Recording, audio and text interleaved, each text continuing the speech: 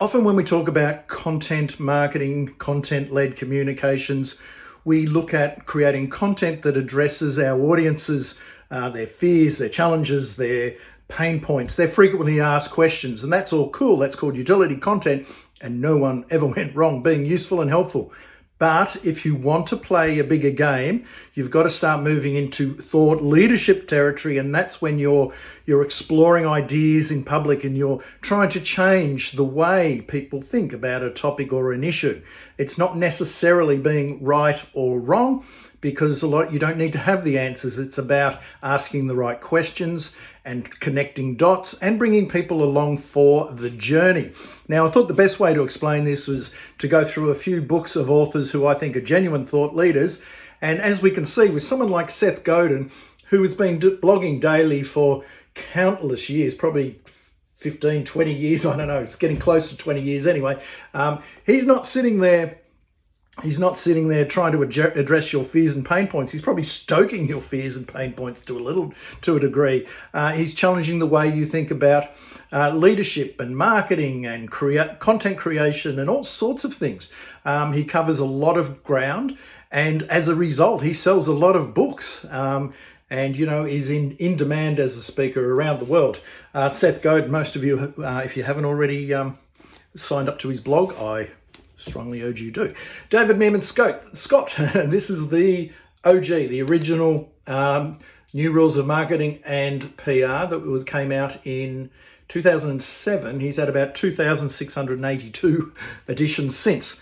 But this one, when it first came out, and subsequent, and other books that David's done, but I want to talk about this one because it changed the way business owners and professionals and marketers and PR people looked at PR and marketing, and looked at, the traditional ways of doing things versus these emerging tools and tactics and strategies that you can employ. And David put it all in a book. And for a lot of people, he changed the way they thought about marketing and PR.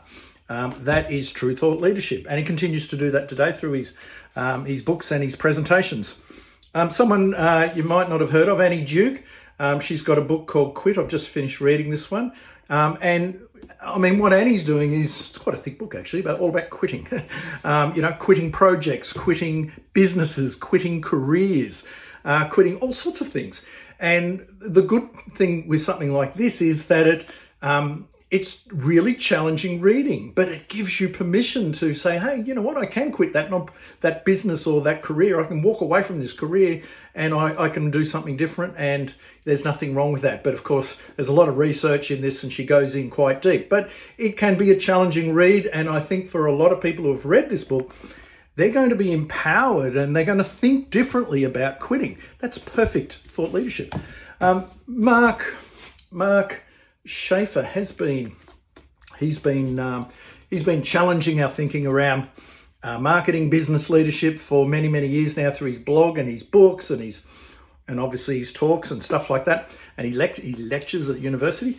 But a book like Marketing Rebellion, The Most Human Company Wins, he's looking into the future. He's seeing where the trends are. He's pulling together his ideas from what he knows and interviews people, and pure thought leadership, connecting dots for people, painting a picture.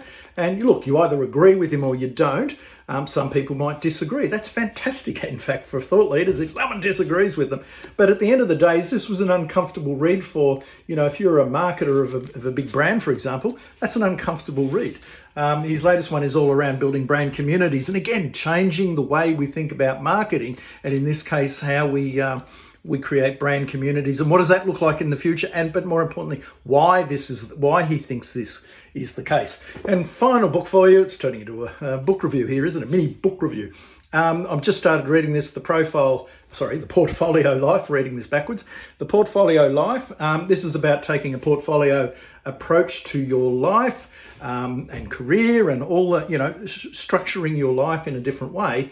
And it just gives you a way to think. Now, again, you might read this and disagree with it, but there's no doubt it's going to start getting you thinking about how you can structure your life better around, business and personal and all that sort of stuff. I've been a big believer of taking a portfolio approach to work for many, many years. And The great thing is now we can have multiple revenue streams and have a career that really is a portfolio of different projects and options for us. So if that's of interest, buy that book.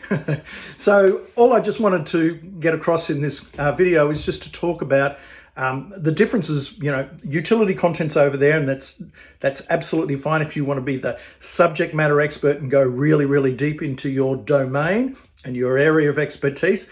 But not everyone wants to do that. They want to play a bigger game, explore ideas, push boundaries of thought, challenge the way people think about topics or issues, maybe being provocative with their thinking, and exploring that in public through their content. So no right or wrong, it's just what suits you and what's comfortable for you when you're creating content, and really what your goals and ambitions are. So hopefully that helps. A couple of good books there to check out as well.